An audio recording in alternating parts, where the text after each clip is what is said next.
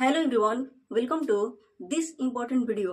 पिछले वीडियो में हम लोग एक्सरसाइज 1.4 के पहले प्रश्न के 10 प्रश्नों को सॉल्व कर चुके हैं। आज इस वीडियो में हम लोग एक्सरसाइज 1.4 को कंप्लीट रूप से समाप्त करने वाले हैं। तो आइए शुरू करते हैं। तो एक्सरसाइज 1.4 का दूसरा प्रश्न है, ऊपर दिए गए प्रश्न में उन परिमेय संख्याओं के दशमलव प्रसारों को लिखिए जो शांत है। तो यहाँ पर क्या कह रहा है कि ऊपर दिए गए प्रश्न में, तो हम लोग इससे पहले एक्सरसाइज 1.4 के पहले प्रश्न को सॉल्व कर चुके हैं। उसमें पहले प्रश्न में 10 प्रश्न था, उसको हम लोग सॉल्व कर चुके हैं और उसमें से कह रहा है कि ऊपर दिए गए प्रश्न में उन परिमेय संख्याओं के दशमलव प्रसारों को लिखिए जो शांत हैं। तो वो उन 10 परिमेय संख्याओं में शांत और अशांत आवर्ती दोनों सम्मिलित थे, लेकिन यहाँ पर कह रहा है कि जो शांत है उसका दशमलव प्रसार हम लोग को लिखना है।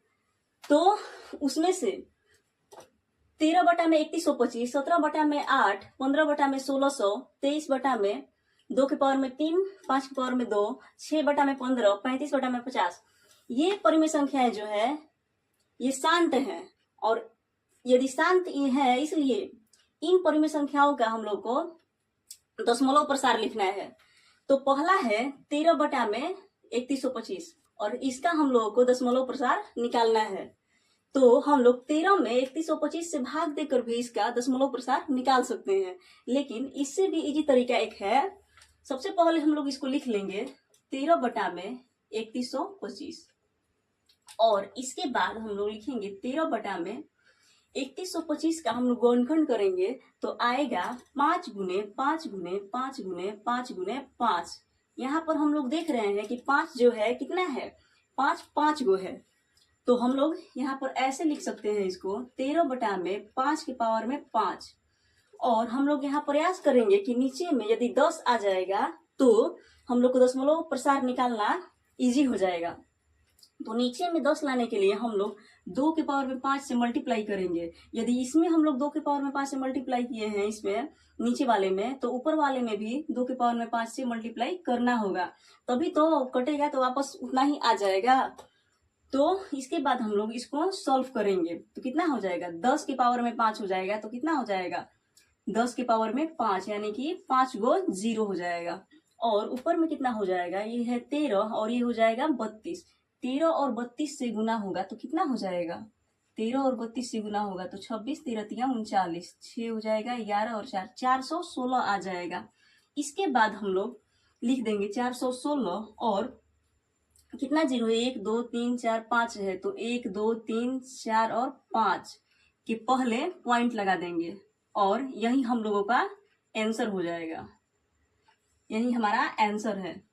अगला प्रश्न है, दूसरा में है, इसका भी दशमलव प्रसार हम लोग निकालने के लिए इस रूल का प्रयोग करेंगे। तो कितना है, 17 बटा में है 8, तो हम लोग इसको लिख सकते हैं 17 बटा में 2 के पावर में 3। यहाँ पर भी हम लोग प्रयास करेंगे कि 0 कैसे आए नीचे में, तब इसका दशमलव प्रसार निकालना इजी हो जाएगा। तो यहाँ पर हम लोग 5 के पावर में 3 से गुना करेंगे। यदि हम लोग नीचे हर में 5 के पावर में 3 से गुना किए हैं तो अंश में भी 5 के पावर में 3 से गुना करेंगे और तभी तो वापस कटेगा, तो उतना ही आ जाएगा। तो इसको हम लोग आगे सॉल्व करेंगे तो हो जाएगा 10 के पावर में 3 यानी कि 1 पर 3 को 0 हो जाएगा। 10 के पावर 3 का मतलब हुआ। और इसको हम लोग सॉल्व करेंगे तो हो जाएगा 17 गुने 5 के पावर में 3 का मतलब क्या होता है, 125 होता है। तो यहाँ हम लोग लिख देंगे 125। 125 से 17 से हम लोग गुना कर देंगे। 125 से 17 से गुना करेंगे, इतना आएगा 5 आएगा, 5 7 35, हासिल 3 बचा, 7 दूनी 14, 14 3 17 हो जाएगा। यहाँ 1 बचा और 7 और 1 8 हो जाएगा। यहाँ हो जाएगा 5 2 1, फिर 5 12 10 1 11 और 1 हो जाएगा 2, यानी कि 2125 हम लोग का यहाँ आएगा। और नीचे में कितना है, 1000 है। और आगे हम लोग सॉल्व करेंगे तो हो जाएगा 1 के बाद कितना 0 है, 1 2 3 है, तो 3 इधर से काउंट करेंगे 1 2 3 और यहाँ पर पॉइंट चिपका देंगे और यही हमारा आंसर हो जाएगा, यानी कि यही हम लोगों का दशमलव प्रसार हो जाएगा। अगला है, चौथा है, तीसरा जो था उसमें का वो अशांत आवर्ती था और चौथा जो है यह शांत है, और जिसका शांत है उसी का दशमलव प्रसार निकालना है। तो चौथा में है 15 बटा में 1600 तो हम लोग इसको सॉल्व करेंगे तो हो जाएगा 15 बटा में 1600 का हम लोग गुणनखंड करेंगे तो कितना आ जाएगा, 2 के पावर में 6 आ जाएगा और 5 के पावर में 2 आ जाएगा। ये हो जाएगा 25 और 25 हो जाएगा 32 दूनी 64, 64 से इतना से गुना होगा तो कितना हो जाएगा, हाँ सही है, इतना ही आएगा। आगे हम लोग सॉल्व करेंगे तो हो जाएगा 15 बटा में, यहाँ हम लोग देख रहे हैं कि 2 के पावर में 6 है और 5 के पावर में 2 है, तो और यहाँ पर 2 के पावर में 6 है, तो यहाँ भी 5 के पावर में 6 करने के लिए यहाँ 5 के पावर में हम लोग 4 से गुना करेंगे, तो और ऊपर नीचे दोनों जगह पे करेंगे तो कितना आ जाएगा, सॉल्व करने पर हो जाएगा, यहाँ पर आ जाएगा 10 के पावर में 6, तो 10 हो जाएगा कितना, इतना हो जाएगा। और 5 के पावर में 4 से और 15 से गुना हम लोग करेंगे तो कितना आ जाएगा, 5 के पावर में 4 का मतलब क्या होता है, होता है 625, और 625 से 15 से हम लोग गुना करेंगे तो 625 और 15 से गुना होगा तो कितना होगा, 50 25 हासिल 2 बचा, और 5 दूनी 10 2 12 हो जाएगा, और हासिल 1 बचेगा, 6 5 30 31 हो जाएगा, फिर हो जाएगा 5 2 6 हो जाएगा, फिर 5 7 3 9 हो जाएगा। इसका मतलब हुआ कि 9375 हम लोग का आएगा। और आगे हम लोग सॉल्व करेंगे तो हो जाएगा, 1 के बाद कितना जीरो है, 3 3 6 जीरो है, तो इधर से हम लोग काउंट करेंगे 6 1 2 3 4 5 और 6, और 6 के बाद हम लोग पॉइंट चिपका देंगे और यही हम लोग का आंसर होगा। अगला है 23 बटा में 2 के पावर में 3 5 के पावर में 2। यहाँ हम लोग देख रहे हैं कि 23 बटा में 2 के पावर में 3 है और 5 के पावर में 2 है, तो 2 के पावर में 3 है 5 के पावर में 2 है, तो 5 के पावर में 3 बनाने के लिए हम लोग 1 5 से ऊपर नीचे गुना करेंगे, तो यहाँ पर हो जाएगा 2 के पावर में 3 5 के पावर में 2, यहाँ ऊपर नीचे में हम लोग 5 से गुना करेंगे तो कितना हो जाएगा, यहाँ हो जाएगा 10 के पावर में 3 हो जाएगा, 5 के पावर में 3 और 2 के पावर में 3, इसका मतलब कि 5 दूनी 10 10 के पावर में 3, तो यहाँ 1000 हो जाएगा। और 23 5 कितना होता है, 115 होता है, तो इतना हो जाएगा। आगे हम लोग सोल्व करेंगे तो हो जाएगा, 1 के बाद कितना जीरो है, 3 जीरो है, तो 1 2 3 यहाँ रहेगा, यहाँ हम लोग पॉइंट चिपका देंगे और यही हम लोग का आंसर हो जाएगा। आगे 2 प्रश्न और बच रहे हैं। 8वां नंबर का क्वेश्चन है 6 बटा में 15, और 9वां नंबर का क्वेश्चन है 35 बटा में 50। यहाँ हम लोग देख रहे हैं कि 6 और 15 दोनों में कुछ कॉमन आ रहा है, दोनों में 3 कॉमन आ रहा है, तो हम लोग इसको आगे सॉल्व करेंगे तो हो जाएगा 3 दूनी 6 और 3 5 15। यहाँ पर 2 बटा में 5 आ रहा है, इसका हम लोग दशमलव प्रसार निकालेंगे तो इसको हम लोग डायरेक्ट भाग देकर ही निकाल सकते हैं, क्योंकि इसको भाग देना ही आसान रहेगा। यहाँ पर हम लोग दूसरा नियम का प्रयोग नहीं करेंगे, तो यहाँ हो जाएगा 5 चौका 20 और यही हम लोग का दशमलव प्रसार हो जाएगा। अगला प्रश्न है 35 बटा में 50। यहाँ पर भी हम लोग देख रहे हैं कि ऊपर नीचे दोनों में कुछ कॉमन आ रहा है, दोनों में 5 कॉमन आ रहा है, तो 5 साथ हो जाएगा 35 और 5 दूनी 5 दहा में हो जाएगा 50। यहाँ पर भी हम लोग देख रहे हैं कि ऐसे ही काम चल जाएगा, भाग देकर ही काम चल जा रहा है, तो आ जाएगा 0.7 और यही हम लोग का आंसर हो जाएगा। तीसरा प्रश्न है, कुछ वास्तविक संख्याओं के दशमलव प्रसार नीचे दर्शाए गए हैं। प्रत्येक स्थिति के लिए निर्धारित कीजिए कि यह संख्या परिमेय संख्या है या नहीं। यदि परिमेय संख्या है और p बटा q के रूप की है तो q के अभाज्य गुणनखंडों के बारे में आप क्या कह सकते हैं। तो इसका पहला है 43.1 2 3 4 5 6 7 8 9। सबसे पहले हम लोग को इसमें यह जांच करना है, निर्धारित करना है कि यह परिमेय संख्या है या नहीं। तो यहाँ हम लोग देख रहे हैं कि यह इसका दशमलव प्रसार शांत है। हम लोग पिछले वीडियो में पढ़े थे कि डेसिमल नंबर या दशमलव संख्या 2 प्रकार का होता है, शांत दशमलव संख्या अर्थात टर्मिनेटिंग डेसिमल नंबर और अशांत दशमलव संख्या अर्थात नॉन टर्मिनेटिंग डेसिमल नंबर। और नॉन टर्मिनेटिंग डेसिमल नंबर यानी कि अशांत दशमलव संख्या का भी 2 प्रकार होता है, एक होता है अशांत आवर्ती और एक होता है अशांत अनावर्ती। अशांत आवर्ती जो होता है उसको बोलते हैं हम लोग नॉन टर्मिनेटिंग रिपीटिंग नंबर, और अशांत अनावर्ती जो होता है उसको हम लोग बोलते हैं non terminating non repeating number. अशांत आवर्ती जो होता है उसको हम लोग परिमेय संख्या के रूप में लिख सकते हैं, और अशांत अनावर्ती जो होता है उसको हम लोग परिमेय संख्या के रूप में नहीं लिख सकते हैं। और जो शांत होता है उसको भी परिमेय संख्या के रूप में हम लोग लिख सकते हैं। तो यहाँ पर इसका दशमलव प्रसार हम लोग देख रहे हैं कि शांत है, इसलिए यह परिमेय संख्या है। तो हम लोग यहाँ लिखेंगे कि इसका दशमलव प्रसार, इसका दशमलव प्रसार, दशमलव प्रसार शांत है, अतः यह परिमेय संख्या है, परिमेय संख्या है। अब कह रहा है कि यदि परिमेय संख्या है और P/Q के रूप की है तो Q के अभाज्य गुणनखंडों के बारे में आप क्या कह सकते हैं।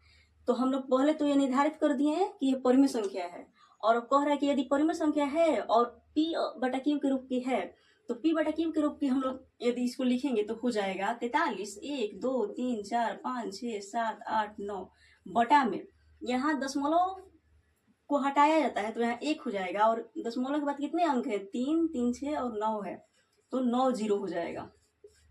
3 3 6 और 9 हो जाएगा, 3 3 6 और 9। यहाँ हम लोग देख रहे हैं कि इसके हर का अभाज्य गुणनखंड जो है 1 2 3 4 5 6 7 8 9, ये 10 के पावर में 9 है।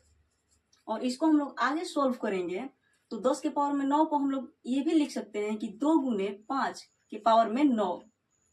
इसको हम लोग आगे सॉल्व करेंगे तो लिखाएगा 43 1 2 3 4 5 6 7 8 9 और बटा में 2 गुने 5 के पावर में 2 के पावर में 9 और 5 के पावर में 9 हम लोग लिख सकते हैं क्योंकि 10 के पावर में 9 है।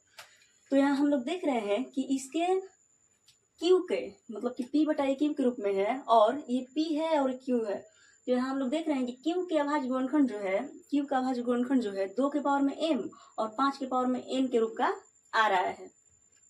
और क्वेश्चन में भी यही कह रहा है कि Q के अभाज्य गुणनखंडों के बारे में आप क्या कह सकते हैं। तो हम लोग लिखेंगे कि यहाँ Q का अभाज्य गुणनखंड, अभाज्य गुणनखंड 2 के पावर में m गुने 5 के पावर में n के रूप का है, के रूप का है। दूसरा प्रश्न है 0.120 12 00 12 000 12 40, फिर है dot dot dot dot dot. यहाँ पर हम लोग देख रहे हैं कि इसका दशमलव प्रसार जो है अशांत अनावर्ती है। अशांत अनावर्ती का मतलब होता है नॉन टर्मिनेटिंग नॉन रिपीटिंग। हम लोग देख रहे हैं कि 0.12 10 10 12 00 12 000 12 40 डॉट डॉट डॉट डॉट, यानी कि अलग अलग अलग अलग आ रहा है। तो इसका दशमलव प्रसार जो है क्या हो जाएगा, अशांत अनावर्ती हो जाएगा, अर्थात नॉन टर्मिनेटिंग नॉन रिपीटिंग हो जाएगा। तो हम लोग लिखेंगे कि इसका दशमलव प्रसार, इसका दशमलव प्रसार अशांत अनावर्ती है, इसलिए यदि दशमलव प्रसार अशांत अनावर्ती रहेगा तो हो जाएगा अपरिमेय संख्या, यदि दशमलव प्रसार अशांत आवर्ती रहेगा तो हो जाएगा परिमेय संख्या, यदि दशमलव प्रसार शांत रहेगा तो भी हो जाएगा परिमेय संख्या। तो यहाँ पर इसका दशमलव प्रसार अशांत अनावर्ती आ रहा है, इसका दशमलव प्रसार अशांत अनावर्ती है, इसलिए यह अपरिमेय संख्या है, अपरिमेय संख्या है।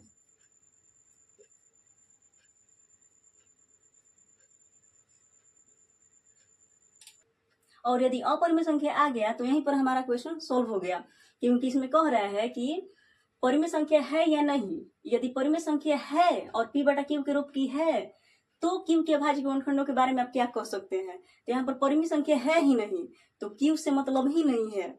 और तीसरा प्रश्न है 43.1 2 3 4 5 6 7 8 9 और 1 से लेकर 9 तक क्या हो रहा है, ये रेकरिंग है। तो इसको हम लोग कैसे सॉल्व करेंगे? तो सबसे पहले हम लोग को चेक करना है कि यह परिमेय संख्या है या नहीं है। तो यह परिमेय संख्या है। यहाँ हम लोग लिखेंगे कि इसका दशमलव प्रसार अशांत आवर्ती है। आवर्ती का मतलब होता है कि बार बार वही चीज आना। यहाँ पर 1 2 3 4 5 6 7 8 9 बार बार आ रहा है, यानी कि रिपीटिंग हो रहा है। इसका मतलब हुआ कि यह नॉन टर्मिनेटिंग रिपीटिंग नंबर है। तो हम लोग लिखेंगे कि इसका दशमलव प्रसार अशांत आवर्ती है, इसलिए यह परिमेय संख्या है। परिमेय संख्या है। अब कह रहा है कि परिमेय संख्या है और P बटा Q के रूप की है, तो Q के अभाज्य गुणनखंडों के बारे में आप क्या कह सकते हैं? तो हम लोग इसको सबसे पहले P बटा Q के रूप में लिखेंगे। तो यहाँ पर कितना है? 43, 1 2 3 4 5 6 7 8 9 और बटा में यहाँ पर 1 2 3 4 5 6 7 8 9 जो है, यहाँ पर कितना है? तो 9 है, तो 9 हो जाएगा। 3 3 6 3 9, 3 3 6 और 3 9। रेकरिंग हटता है तो नीचे 9 आ जाता है, तो 3 3 6 और 3 3 9 हो जाएगा। और इसके बाद ये टोटल को लिखने के बाद यहाँ पर ऊपर में हम लोग जिस पर रेकरिंग नहीं रहता है वो घट जाता है, तो 43 हम लोग का घट जाएगा। और इसके बाद हम लोग इसको सॉल्व करेंगे तो कितना आएगा? 9 9 9 9 9 9 9 आएगा। 3 3 6 3 9, 3 3 6 और 3 9। और इसको हम लोग हटाएंगे तो कितना हो जाएगा? 9 में से 3 जाएगा 6, 8 में से 4 जाएगा 4 और फिर 7 4, फिर हो जाएगा 7 6 5 4 3 2 1 3 4। और यही हम लोगों का P बटा Q के रूप में आया है। अब आगे कह रहा है कि यदि P बटा Q के रूप की है तो हम लोग Q के अभाज्य गुणनखंड के बारे में क्या कह सकते हैं? तो यहाँ हम लोग कह सकते हैं कि यहाँ Q का अभाज्य गुणनखंड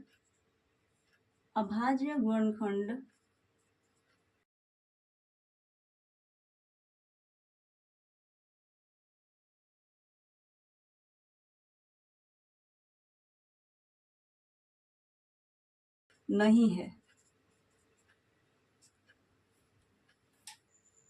इन्हीं सभी प्रश्नों के साथ हम लोगों का अध्याय 1 कंप्लीट हो चुका है। अगले वीडियो में हम लोग अध्याय 2 को स्टार्ट करने वाले हैं।